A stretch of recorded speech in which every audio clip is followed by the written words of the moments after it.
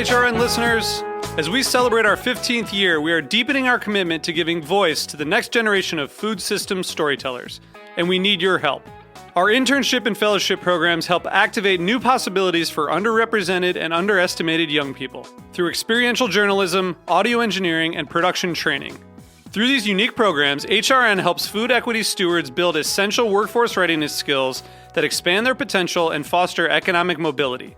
Please consider supporting these critical programs. And with a minimum donation, you can be entered to win a dinner for two at an amazing restaurant in one of 8 cities and tickets to a concert at a great venue in one of those cities. We have incredible partners across the country who have donated, as they also share our passion for helping to educate the next generation of food systems storytellers. Check out heritageradionetwork.org/15 to donate and enter to win today. That's heritageradionetwork.org/15 to donate and enter to win today. And make sure you donate before March 31st. Thank you. Today's program is proudly brought to you by Whole Foods Market. Visit WholeFoodsMarket.com or download the Whole Foods Market app to learn more and find the store nearest to you. You're listening to Heritage Radio Network. We're a member-supported food radio network broadcasting over 35 weekly shows live from Bushwick, Brooklyn. Join our hosts as they lead you through the world of craft brewing, behind the scenes of the restaurant industry, inside the battle over school food, and beyond. Find us at heritageradionetwork.org.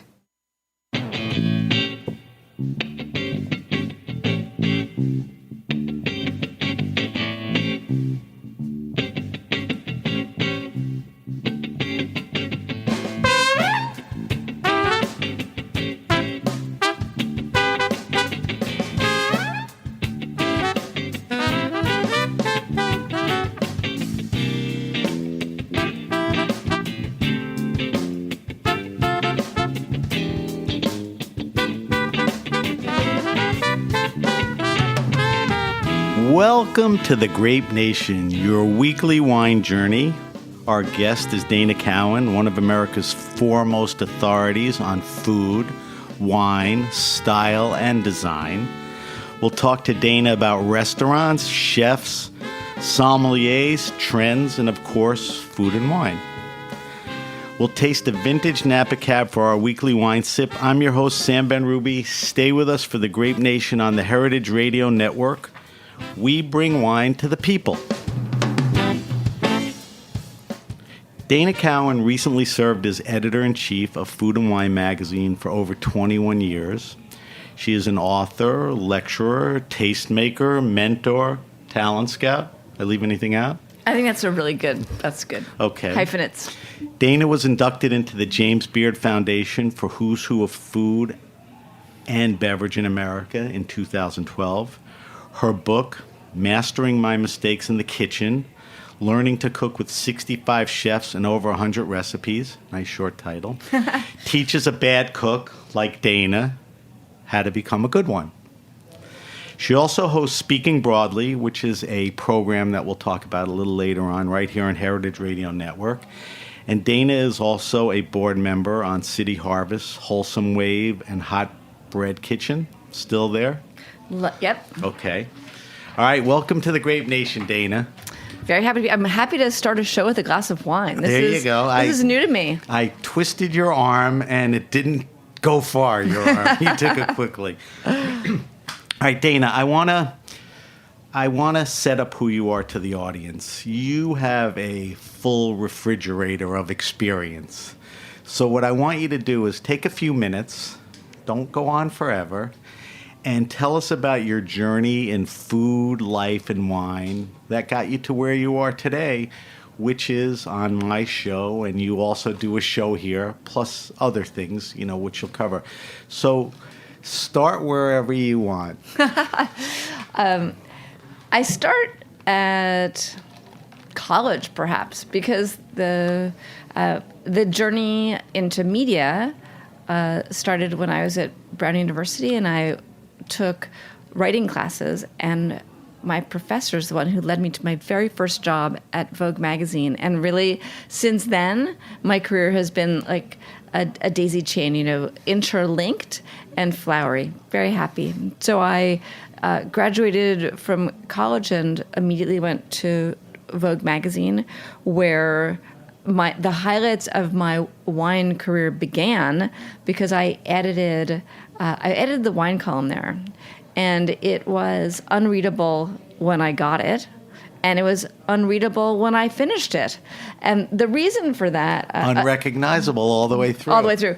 And the reason for that is not just my own lack of skill, which I would cop to, but also the author's wife was the photo director at the magazine.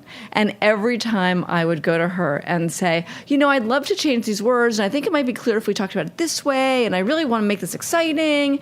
And she would say, I don't think Martin would like that very much. And that was the end of it, honestly. Right. And so I gave up, and that was the beginning at Vogue, and I went to House and Garden, where I... was the managing editor eventually, and wrote some stories about food, some design, some entertaining, some style. And interestingly, I don't know why all of my highlights are really lowlights, but my most memorable moment there was editing an entertaining column, and I'd been told that you're supposed to have the recipes tested. I'd never heard of such a thing. And someone gave me a recipe tester to send these recipes to, and I did, and I got them back. I'm like, awesome, this is great, just publish them. But the recipe tester had actually inserted mistakes into a holiday meal. Oh, boy. So, right, it was ruining a $200 roast. So I've clearly never forgotten that. So if you folled that recipe, you said, you ruined a $200. You really ruined it. It was terrible. Wow. And I went from House and Garden. House and Garden folded, and I got another job at Condé Nast, which is at a magazine called Mademoiselle, which doesn't exist any longer. There is no relationship between that job and anything I do today, and that's why that job lasted exactly 1 year. I worked for some truly brilliant people, but Zit States Boys, completely not my thing. And I was lucky enough to have a connection to Food and Wine and American Express Publishing, which published Travel and Leisure, Food and Wine, and Departures. My boss at House and Garden was there as the editor-in-chief of Travel and Leisure. This is the daisy chain part. This is why anyone who's trying to figure out what they should do in the world, be really nice to everybody you work with. Right. Because don't say bad things in elevators. Ever. Right. Or bathrooms. Right. Also very important.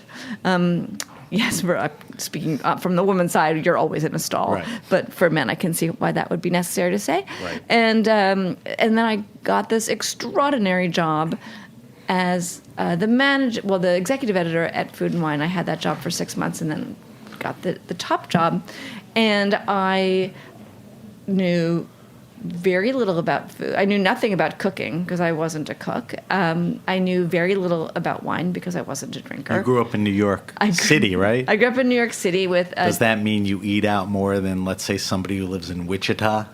I do now. When I was growing up, we ate at home pretty much every night because we had a housekeeper who, really essentially did boil bag dinners. I mean, my food the vegetables were all boiled, the meat was all in a grill pan, and there was never an ounce of flavor. So I had no background for this job at all, but I knew a lot at that point, 10 years in, about editing and about consumers and about what people wanted. And so they just believed in my visual and storytelling skills and figured I could pick up the rest. And indeed, if you eat from the test kitchen every single day, I would sit at my desk and at least 3 times a day either go into the test kitchen, or in the later years when I was just so busy I couldn't go to the bathroom stalls or not. And I was stuck. People would bring me food. So plates of food would arrive on my desk. So you learn. And I also went out to restaurants all the time. And one reason I didn't go out to restaurants so much when I was growing up in New York is that it wasn't a restaurant moment in New York. The restaurants were all French, which was great, but restaurants weren't entertainment. They were where you would go out for a birthday, or, my parents went out to restaurants. Right. Well, I want to get You'll into get that. there. Finish up. So yeah, and so I was at Food and Wine for 21 years, as you said. truly the greatest team of people. My bosses were incredible. The magazine was a pleasure, but over 21 years, I'd reinvented the magazine, redesigned it, or rejiggered the columns, or whatever.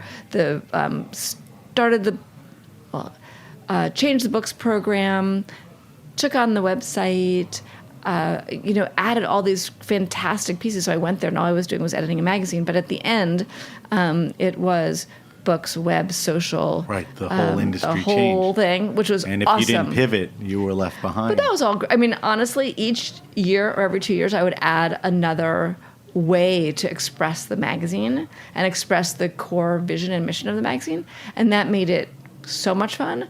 But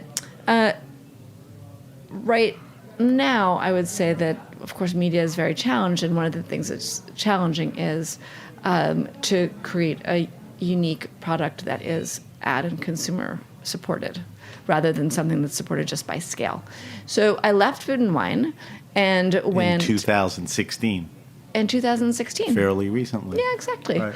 And then I spent a year at a restaurant group called Chef's Club.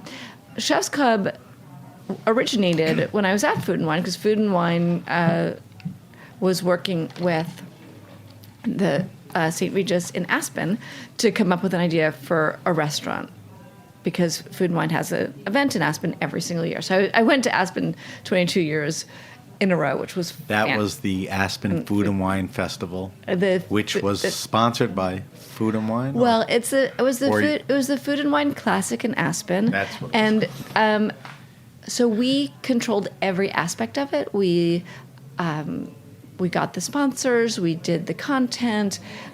Every single aspect was controlled by Food and Wine. The attendees, the chefs, the wine people. All that. Yes, right. And Food and Wine participated in 16 different festivals, but that is the only one, the one in Aspen, that we completely did every single element of it ourselves. But because of that, we had this fantastic relationship with the hotel in Aspen. It was an advertising request to come up with what we could do in that restaurant, and Christina Gervich, who is the publisher at the time, and I, but largely because of Christina, came up with this idea to have a roster of chefs and dishes from a variety of chefs on the menu. And Great idea. The owner of that hotel loved the idea so much, he bought the idea and decided to build it out, and then brought me over to build out this brand that's around chefs. So I thought, oh my goodness, this is such a great transition, because it's Food and Wine, but not Food and Wine. And so it's business, food and wine, interaction with and just the all the industry. chefs that I love. And I would create new menus, and I would create special events, and I would create branding. And then we had all of these big ideas, because you could do a Chef's Club market, or you could do... So are you already talking about that it's in New York, or... So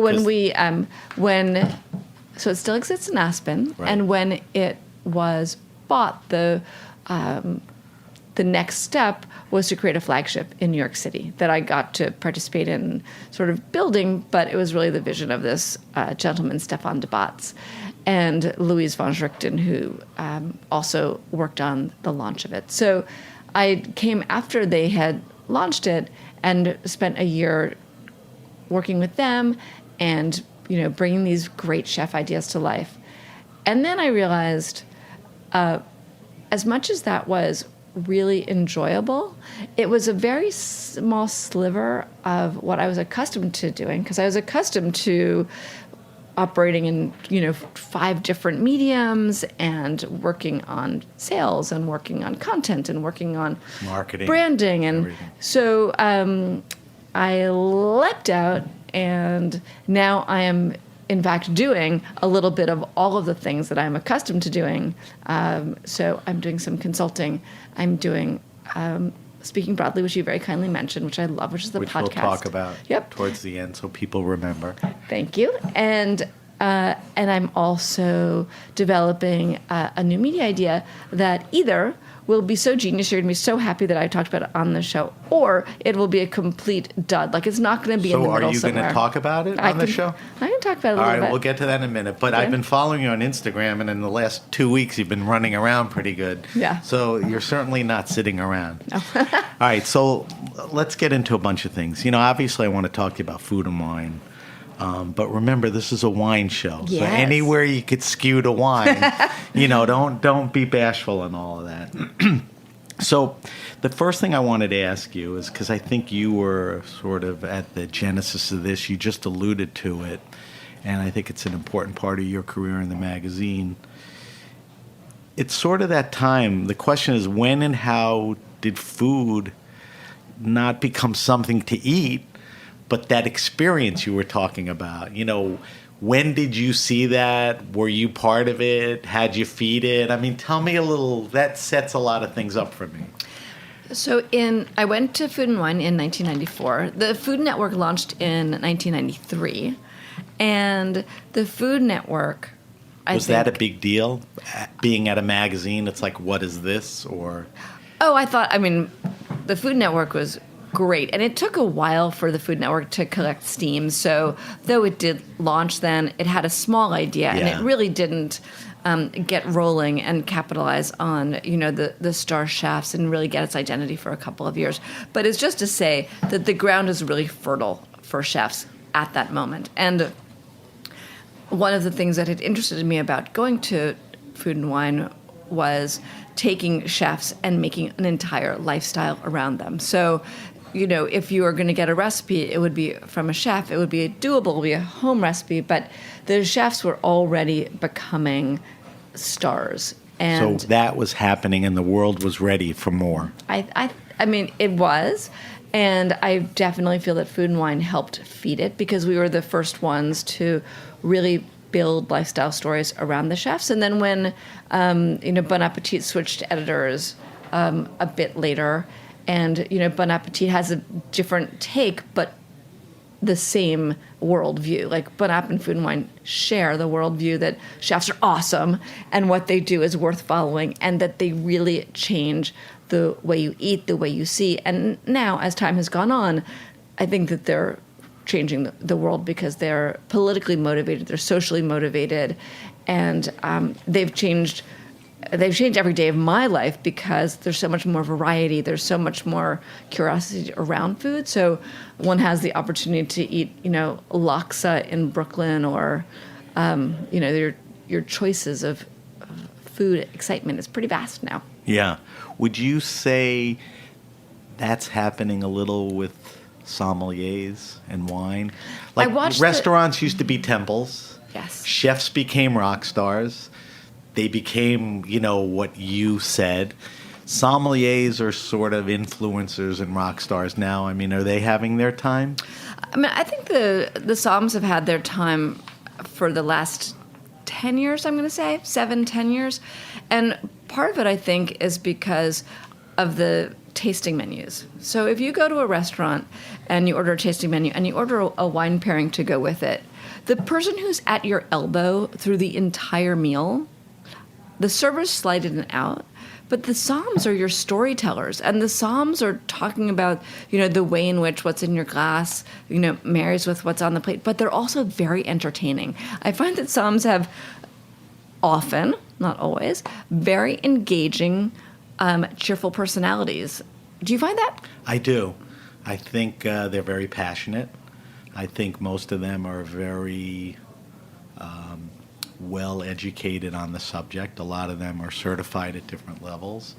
And I think they're there because they want to be there, and you're serving people, so it's a personality thing. Right, so they're in the Chefs don't have as much face time with the customer.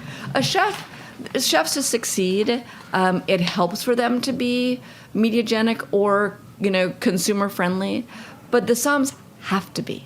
Yes. They're on the floor. Yes. They have an inbred sense of hospitality that has to come to the table every day. And just watching the growth of the sommelier personalities, the people that you would know, Robert Bohr was on the floor, and you would go to the restaurant because you want to see Robert Bohr on the floor. And then a guy like a Patrick Cappiello, tattoo laden, But as you say, energetic and passionate and fun, and Yeah. they're there to bring you on a journey. And in the same way that you would put, like omakase for the Japanese, like let the chef decide, or tasting menu, let the chef decide. The idea that you would put yourself in the hands of a somm and let them decide for you. I mean, to me, that is by far the best way to go. I agree. I think you may have answered part of this question, but to stay on the wine thing, how important to you, to the magazine, how important is wine to food? How important is wine to a restaurant? I think you sort of addressed that part. And how important is it to entertaining? One of the things that I realize is the masthead was food and wine, but I think wine got 15% of the coverage, 20, whatever. I mean, that's not the point. But it was actually, but in your mind, how does wine play with food and entertaining in restaurants and all of that? I think wine is essential. I think that in food and wine, interestingly, we could never do enough wine coverage.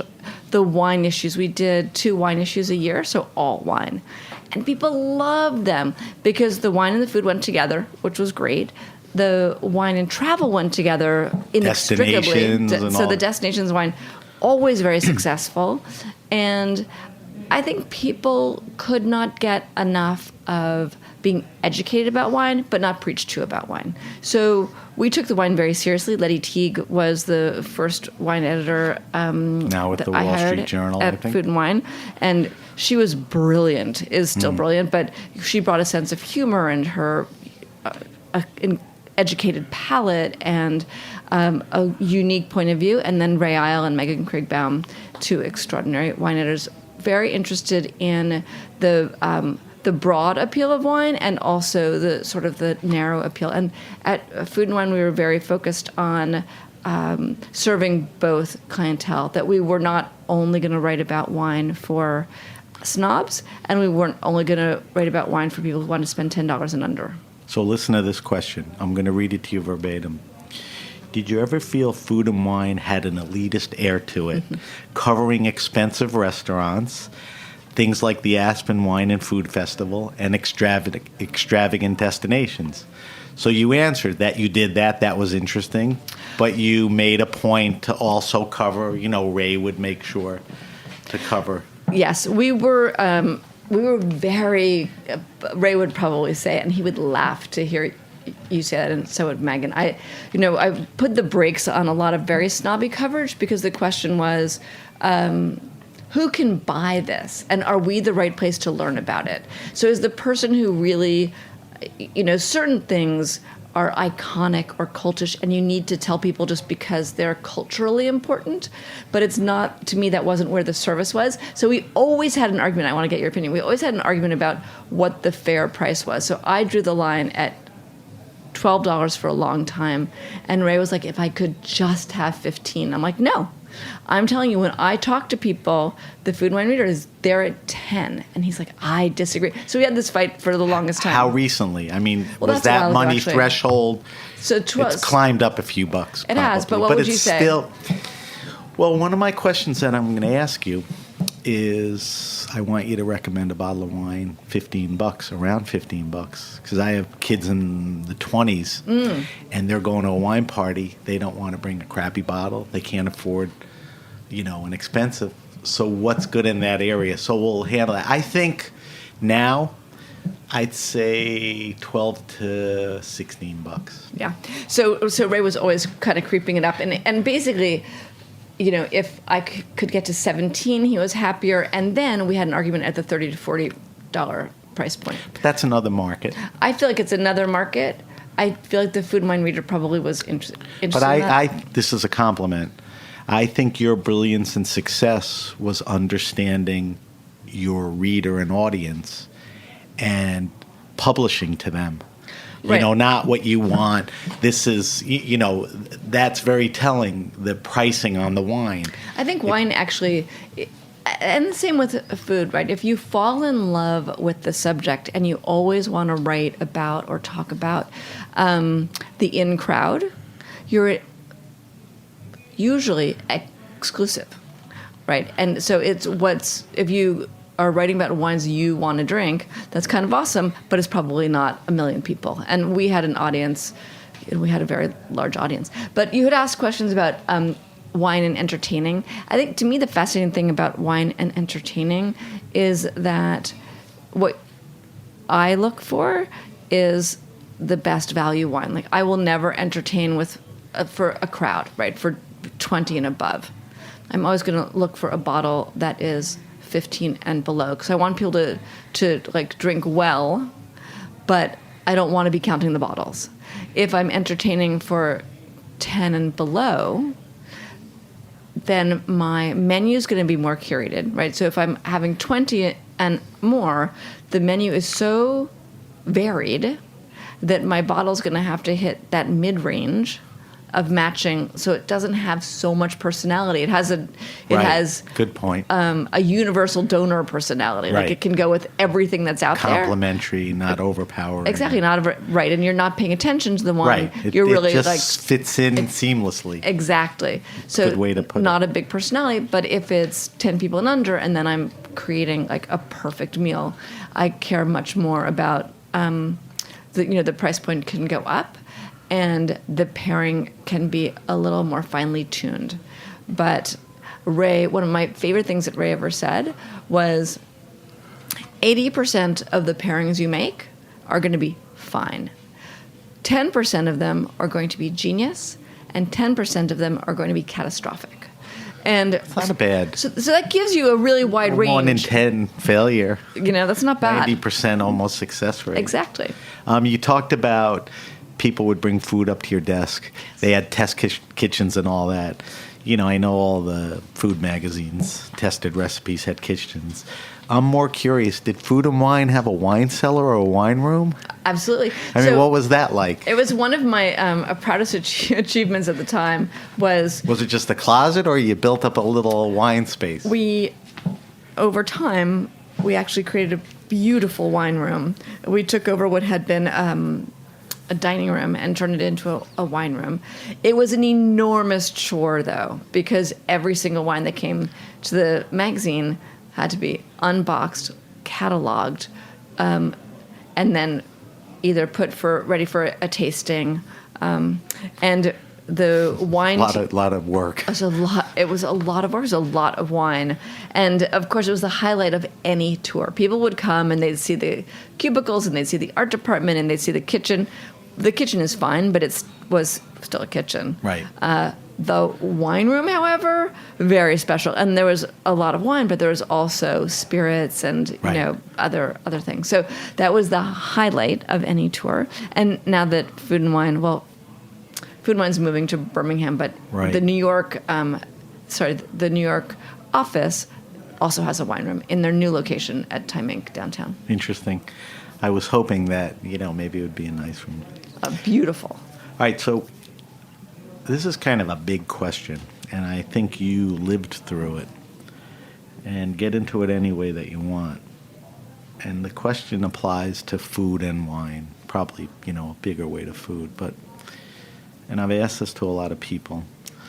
How has the internet and social media changed food and wine as we know it? I mean, when you jumped into the game, it was one thing in the intro, and when you started talking, you talked about having your hands on 5-7 different important things. So tell me how it's changed. I mean, how you write, subscriber. I mean, what effects? I mean, we can go on for hours, but tell me your initial thoughts on.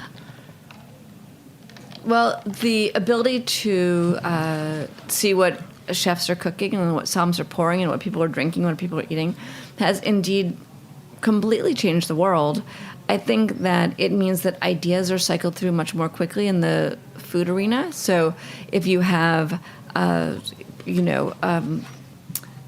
something that is beautiful and visual, people find out about it immediately.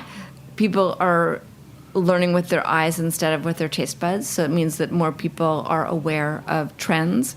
So accessibility, visual, regularity. You could do stuff every day. Oh, you certainly could. Right. I think that all good so far? I think that the way that the social world flows, most of what gets tons of likes are gooey and rich and drippy and extreme. And I think that makes it hard for foods that are not extreme to find their footing. And I think that's a little disappointing and actually quite interesting. So Dave Chang started something that's an ugly food hashtag. And I think that's great. The idea that everything has to be beautiful, I think, is very disappointing. And I think that there will be some kind of backlash to it. It can't be that huge, because if it's not attractive to look at, like, are you going to like it? Like, you can't taste it. So if it sounds good, maybe, I don't know. I think that there will be some backlash. Wine is really interesting because I think it allows people to discover more. I think discovery is a big part of social media and the internet. Absolutely. And well, chefs are influencers, sommeliers are influencers. Right, and you want to know what they're drinking. Yeah. And you want to be able to have what that guy that had. was one of your missions early on, to follow the chef out of the restaurant. Absolutely. And all of that. And in fact, I mean, to that point, we actually followed the personalities. So it was the chefs, and then the somms, and then the mixologists, and then the farmers, and then, so over time, because we were interested in the people, and I'm still very interested in the people are the ones who lead the movements. The people are the ones who are sharing the ideas. And so it's the people that, one is interested in. Right. Well, that's a different part of social media, because the magazine had to have an online offering and, like you said, the immediacy and the visuals and all that. But then you have the user side, the chef Instagram sites, Twitter sites, and all of that. I mean, that's changed. And people constantly are in restaurants taking pictures of everything. They're forgetting why they're there. It's the good shot, not the good meal.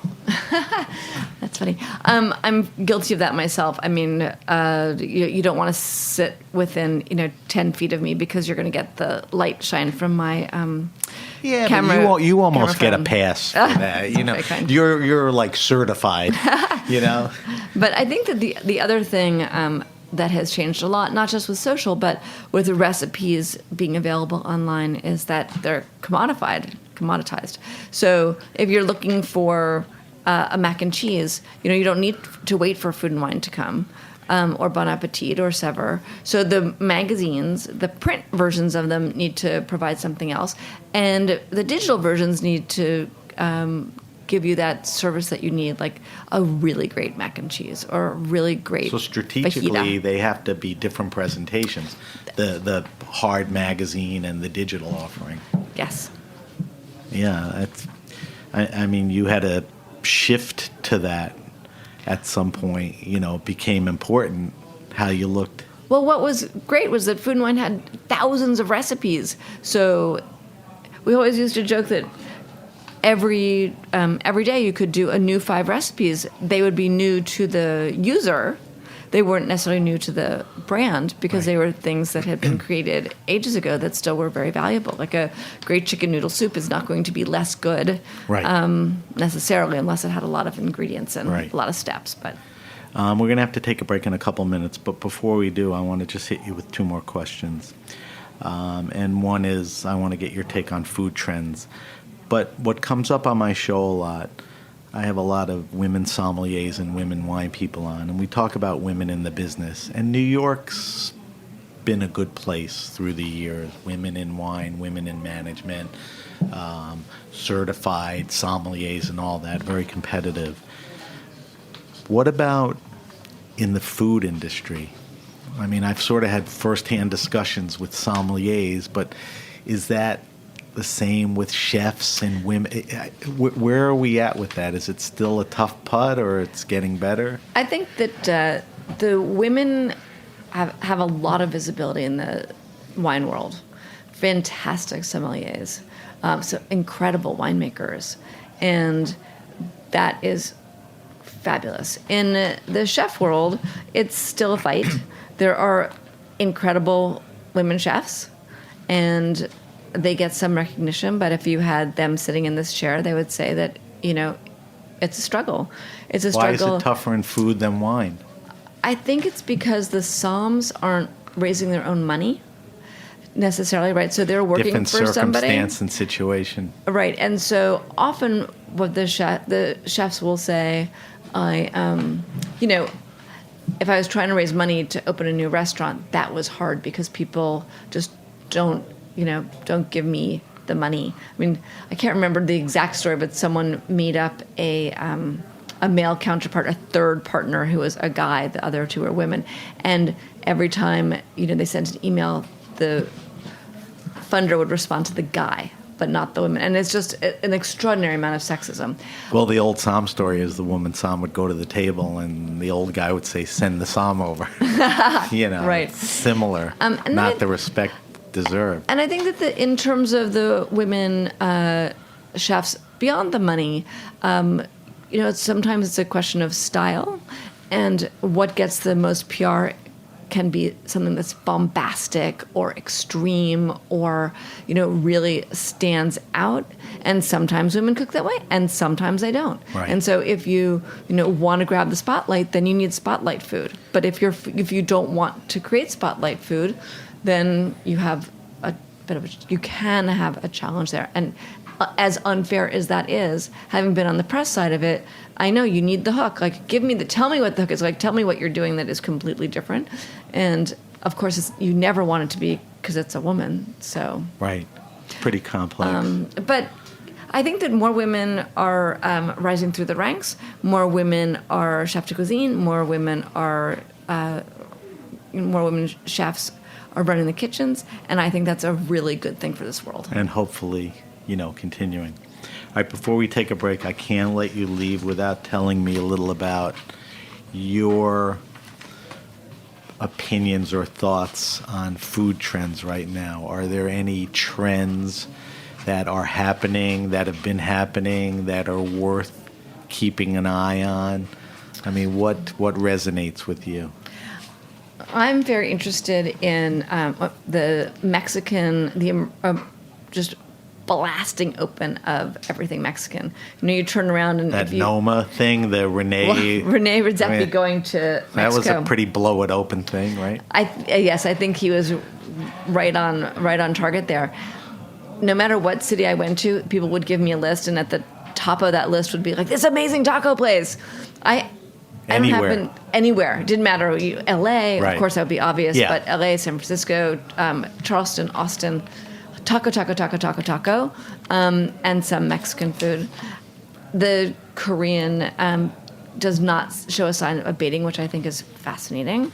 I'm really interested in the Chinese noodles and this sort of the noodle expansion game. There's a lot of incredible noodles. And also in New York City in particular, the amazing sushi restaurants that are, Japanese. I mean, this week, new ones are opening. An American chef that studied in Japan is opening up this week. I mean, very cool stuff. I think it's great. A lot of nuances in the Japanese places that are opening, but I think that's really, really interesting.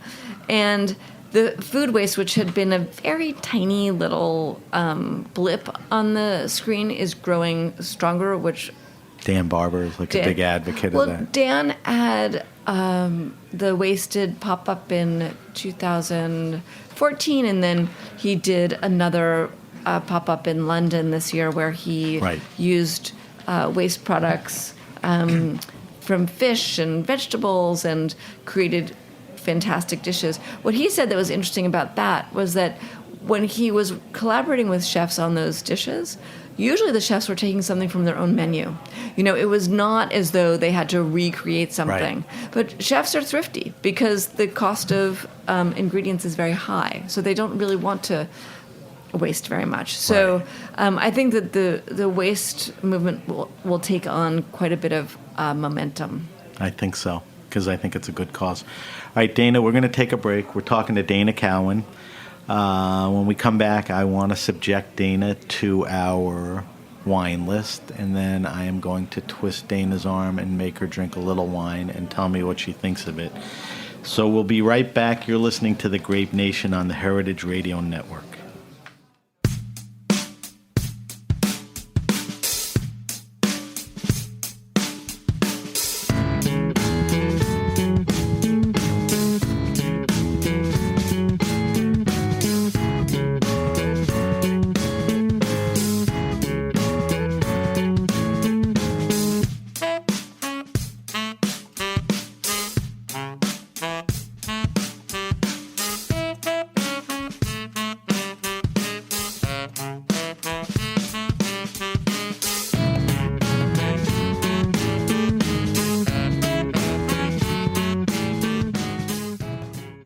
Today's program is proudly brought to you by Whole Foods Market. Whole Foods Market believes in seeking out local, fresh, and seasonal food and in supporting local farmers, makers, and the community as a whole, economically and agriculturally. Whole Foods Market believes in food that is vivid and colorful, fresh and full of nutrients. Food that connects you to your body, the seasons, and to nature. Food that helps you do more, sleep better, and wake up happier. Found in over 400 locations throughout the United States, Whole Foods Market only sells food that meets their standards, which means no artificial colors, flavors, preservatives, or sweeteners, ever. Whole Foods Market believes in real food. Visit WholeFoodsMarket.com or download the Whole Foods Market app to learn more.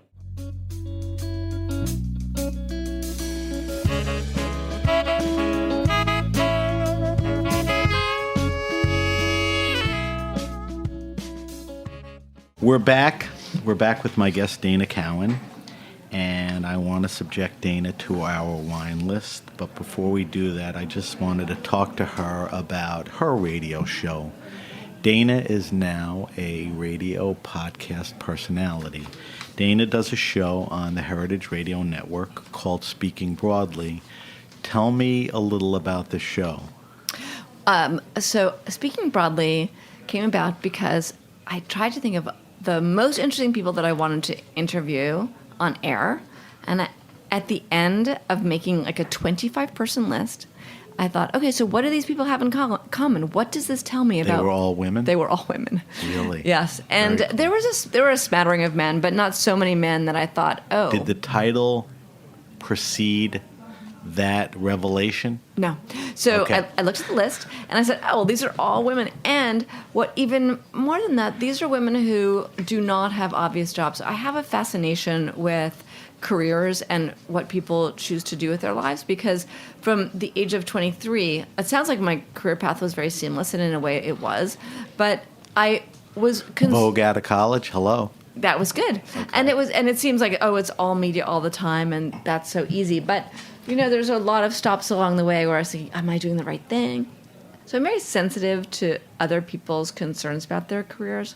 And so I wanted to do a show that helped expose some of the really cool things that people do behind the scenes that aren't as well known in the food and wine industry. Is it the majority is in food and wine, or you expand because you want to and you have to? You stay within the field? I try to stay within the Okay. field because there are so many different jobs that are right in this industry, but of course you could apply them to entertainment or a book editor, a lawyer, well, a farmer you can't to Right. another field, but social justice, etc. How do you, like for my show, when I look to book guests, what are the relevant topics, people,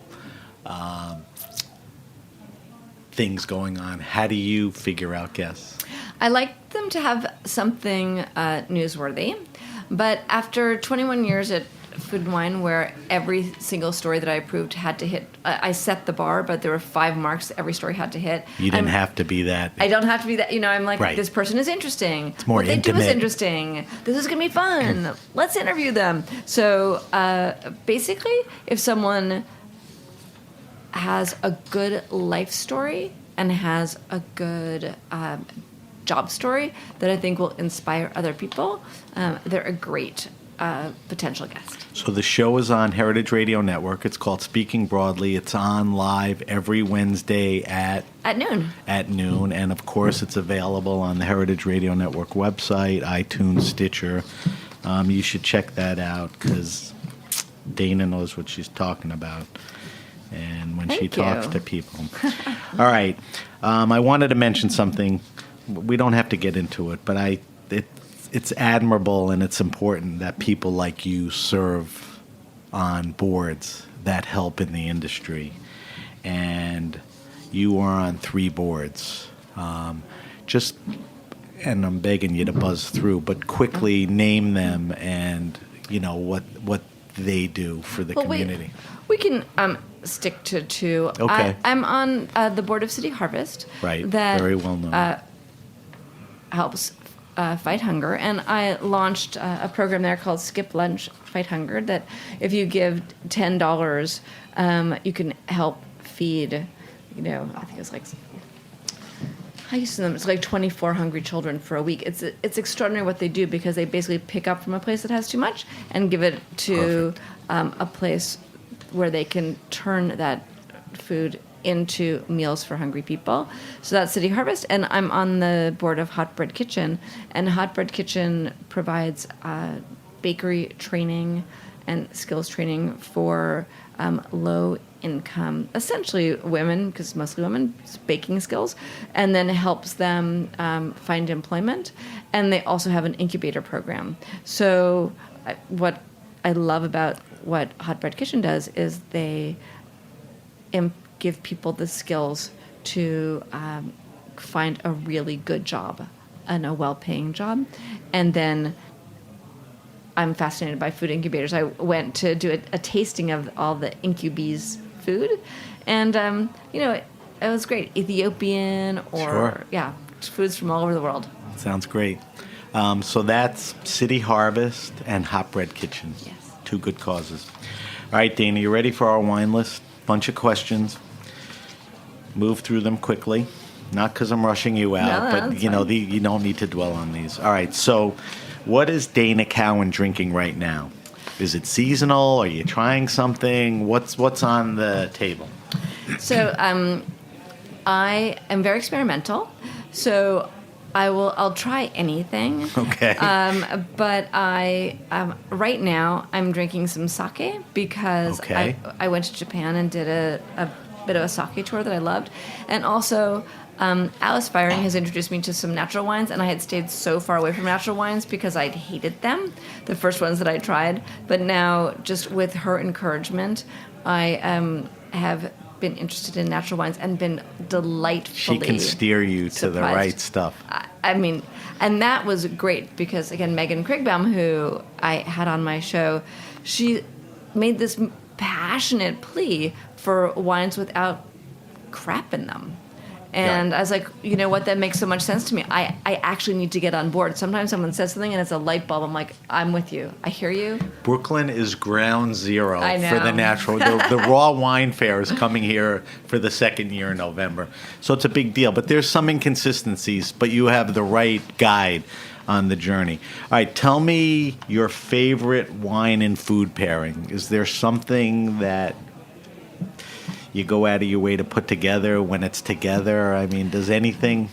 I actually think that champagne is a great pairing with almost anything.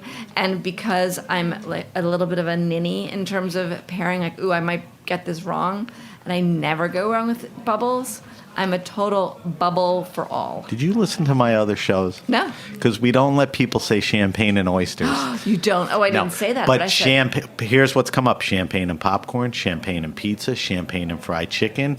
And you're probably, in a very good way, not a follower, but a good way, the 3rd or 4th people that said champagne and everything. Everything. The most underappreciated wine. So that's a great answer.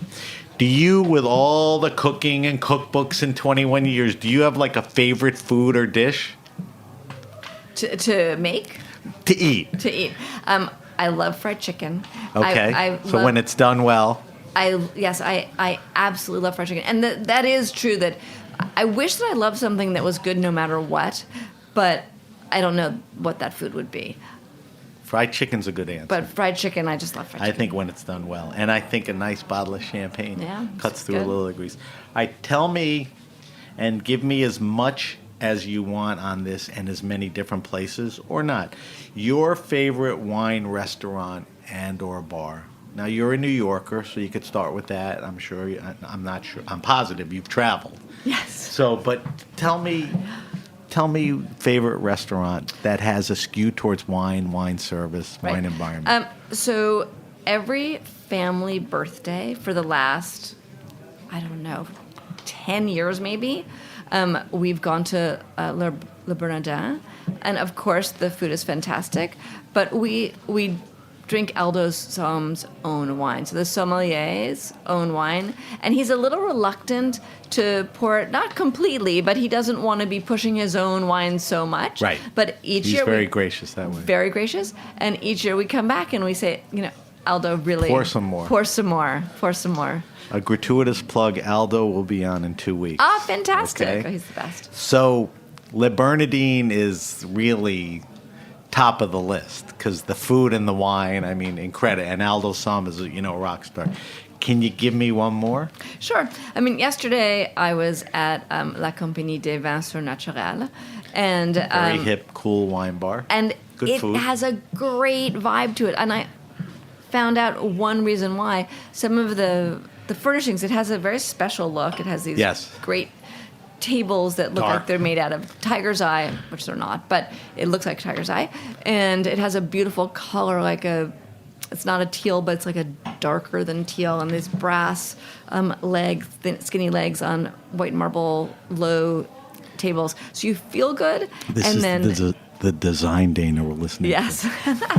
But I just think it's part of the aesthetic. You sit in this little bucket slipper chair and you drink a perfectly chilled glass of wine, and you're in the ideal place. It's not a big the bottle list is huge, but and varied. But the by the glass list is perfect. It's 10 choices. That's just enough for me, and very knowledgeable servers. You're spot on with those 2 choices. What about? You may have the answer to this, you may not, so I'm not going to press you too hard. When you ask a wine guy this, do you have a favorite all-time wine?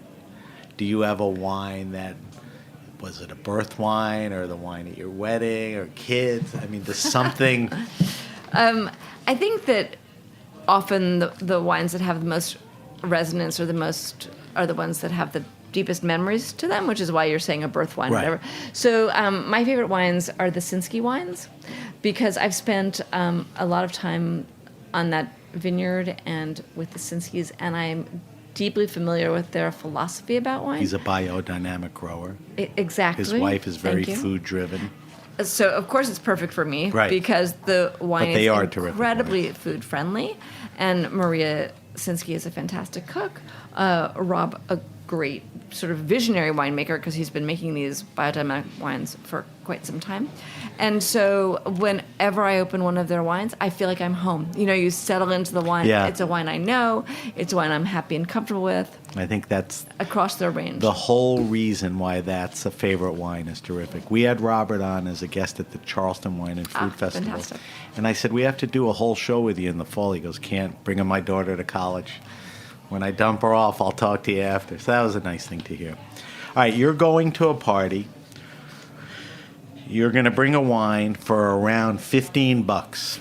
Not much more. If you want to go less, that's fine. Can you could tell me specifics or the types. Can you give me a red and a white? So, not your field of expertise, but tell me what you feel and know on this. Right. Well, what I do is what I always recommended people do at Food and Wine who were unsure. It's about your wine store, right? Because I could tell you a wine, and the wine that I say, the people listening, they're like, but my wine store didn't have that.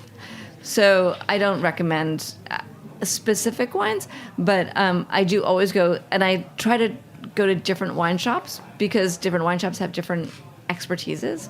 So I live on the Upper West Side. So 67 Spirits is near me, Wine and Spirits is near me, Acromerrill is near me, and sometimes I'll travel to a wine shop, just to get a completely different point of view, particularly on the less expensive bottles, because it depends, like, what deal did they get?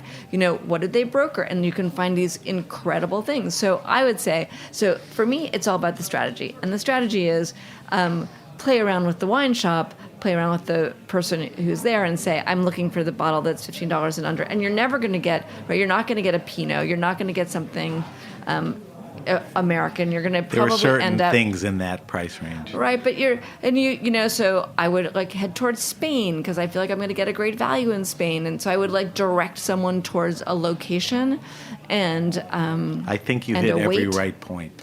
And I think the idea of identifying a local wine store, befriending the guy. You also talked about multiple stores, traveling, different types. I think you need to express what you like. And I think the advice from me also is, listen, I think you could walk into a wine store and know that it's a crappy store, or walk in and say this is a hip little place. I would guess and tell you that the hip little place, the guy's curating stuff, and he could lead you down that right road. So I think that's the right answer for most people to do that. So that's good advice. All right, we're going to wrap the show up with our last segment, which is our weekly wine sip, which, yippee goody, we get to drink wine. So every week we taste. Do you mean we can't tell everybody that we've been drinking the whole time? They don't care. Every week we taste a different wine on air. For our weekly wine sip this week, we're going to taste a vintage Napa Cabernet. It's the 2000 Philip Togny. The wine retails for about $100, so it's not a cheap wine. It's a typical Napa, a little overpriced, but a very terrific winemaker. Current vintages are available at better wine stores for around that range. Philip Togny is highly respected. He's been making wine since the 80s. It's a mountain wine on Spring Mountain. This particular wine is a 2000. It's a classic example of a good winemaker in not an okay, but sort of a bad vintage year. And I've had it before, and I know it's a good wine. I just want to see how it's showing now. So Dana, let's you and I taste it. First, we go through all the vitals. We look at the color. It's still pretty deep, purple. It's not bricking on the edges for a 17-year-old wine, right? Yeah, the color's pretty. Pretty good, Garnet. right? All right, so let's throw it up to the nose. Tell me what you're smelling. Dark fruits. Yeah, it seems sort of classic to me. It is a Bordeaux-like wine. You're right about that. All right, let's throw it over the tongue. Let's talk mouthfeel first. Mouth coating. Yeah, I feel like it's actually a little less mouth coating than I would have expected. Yeah, that's the vintage. But it's a fairly big wine. It's big, but I find it has a lot of bite.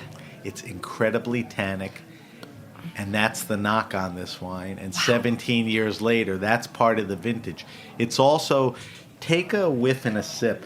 It's also very herbaceous and green, which is another indication of that, vintage. Right. It feels like it has, the fruit is a little bit suppressed, bringing up the... Very dry, very tannic. So it's so dry. So if I was going to eat something, like I would need something... A bloody steak? That's exactly what I was going to say. So if I served really you need a steak with delicious that. tomahawk chops cut up, a bunch of other things, and served you this, it would be pretty good. I wouldn't notice. Right. Not worth the money, though. But I absolutely would not drink this without food.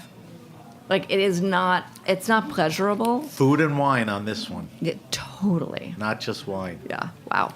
So, I think we would pair this with big, bold foods, juicy, Right, bloody meats, barbecue. It would hold up to that. Actually, it would be fantastic with barbecue or something spicy. Yeah. Because it would probably, bring out the spice The that's tannins. a little bit dormant in there. The tannins and all of that. But, it would kill, a pork chop. A pork chop would die. Yeah, the white chicken. the Oh my whitish goodness. meat of a chicken. Fish. It would kill. Rough. Yeah. Yeah.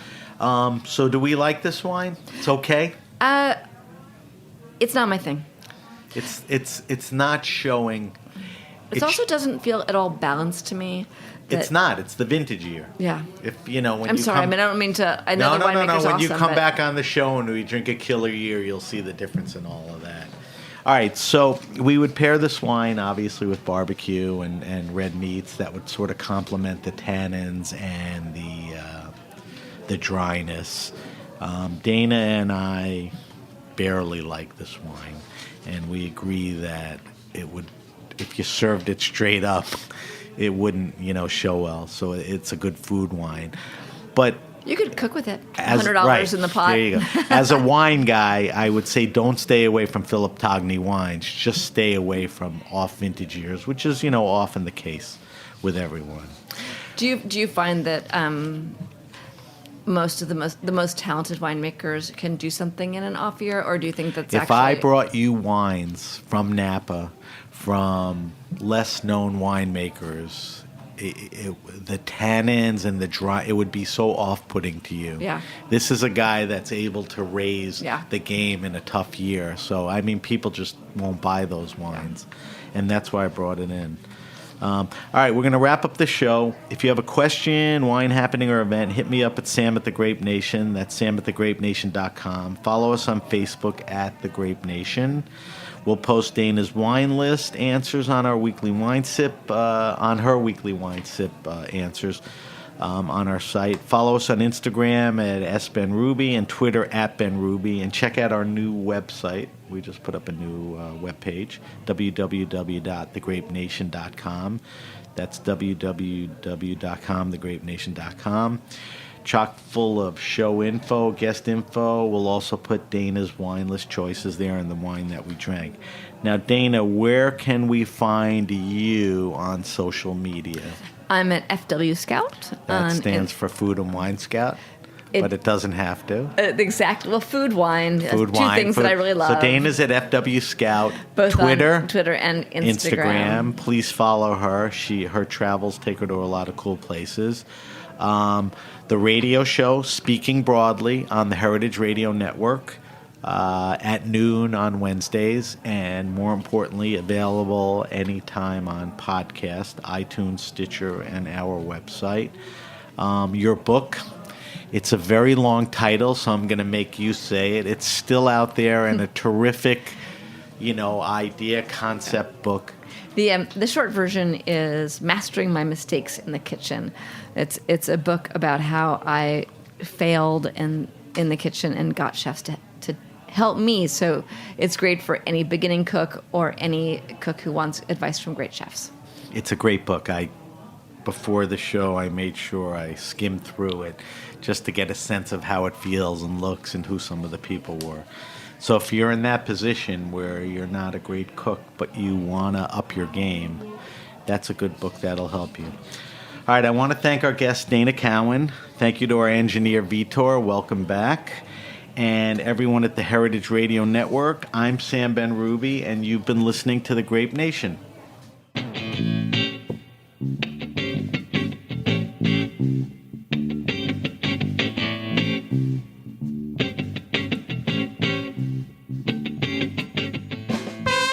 Thanks for listening to Heritage Radio Network, food radio supported by you. For our freshest content and to hear about exclusive events, subscribe to our newsletter. Enter your email at the bottom of our website, heritageradionetwork.org. Connect with us on Facebook, Instagram, and Twitter at heritage_radio. Heritage Radio Network is a nonprofit organization driving conversations to make the world a better, fairer, more delicious place. And we couldn't do it without support from listeners like you. Want to be a part of the food world's most innovative community? Rate the shows you like, tell your friends, and please join our community by becoming a member. Just click on the beating heart at the top right of our homepage. Thanks for listening.